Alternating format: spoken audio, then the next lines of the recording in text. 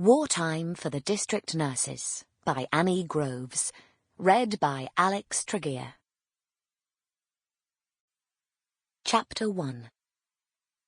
Summer, 1940. Edith Gillespie woke up and for a moment could not work out where she was. Her brain was too befuddled with sleep to remember, and there was no light to give her a clue. She struggled to work it out. Not in the house where she'd grown up in South London, that was for sure, because there would have been the sound of at least one of her many siblings breathing, or snoring, or sneezing. She'd never had the luxury of a room to herself for all those years, not until she'd left home to train as a nurse. She didn't think she was in her nurse's dormitory, though. That would have been near a station, and you could always hear the trains or porters and drivers shouting. After that, she'd chosen to take extra training as a district nurse, but this didn't feel like the home in Richmond. It must be wherever she'd gone after that. Now it all came back to her. She was at the North Hackney Queen's Nurses' Home on Victory Walk in Dalston. This was her little attic room, and the reason it was so dark was that the blackout blind was firmly in place. The country was at war, and had been for nearly a year. It was warm as it was summer, and from the birdsong outside it was already dawn. Slowly she sat up and shook her head, trying to wake up. Her dream lingered on the fringes of her mind. The details had gone, but the sensation of happiness, of being cared for, remained, and she smiled in the darkness, savouring that comforting and thrilling feeling. Somebody loved her and she loved them back. Then she remembered and cried out despite herself. Harry was gone. Harry Banham, the most handsome and wonderful man in the world, had not made it back from Dunkirk. And she was alone. Her dream had lied.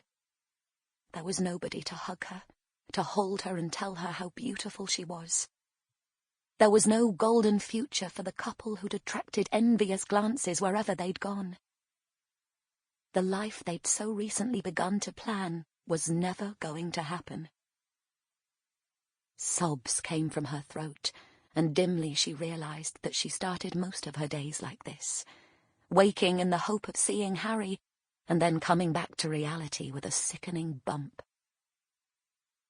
Her alarm clock began to ring, and she reached automatically to silence it, then crept across the rag rug to the window and pulled back a corner of the blind. Sunshine edged its way into the little room, revealing that it was far from luxurious, but had all the essentials.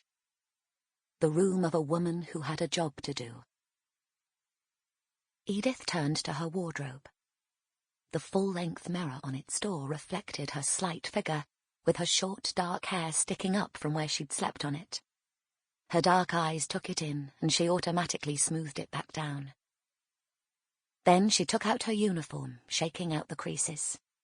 Time to start the day. No matter that her heart was still raw from recent bereavement. Plenty of others were in the same boat. She had to carry on as normal and do what was required of her. After all, she was a nurse. "Gladys, whatever are you doing?" Edith arrived downstairs for breakfast to be greeted by her colleague, Mary Perkins, complaining loudly.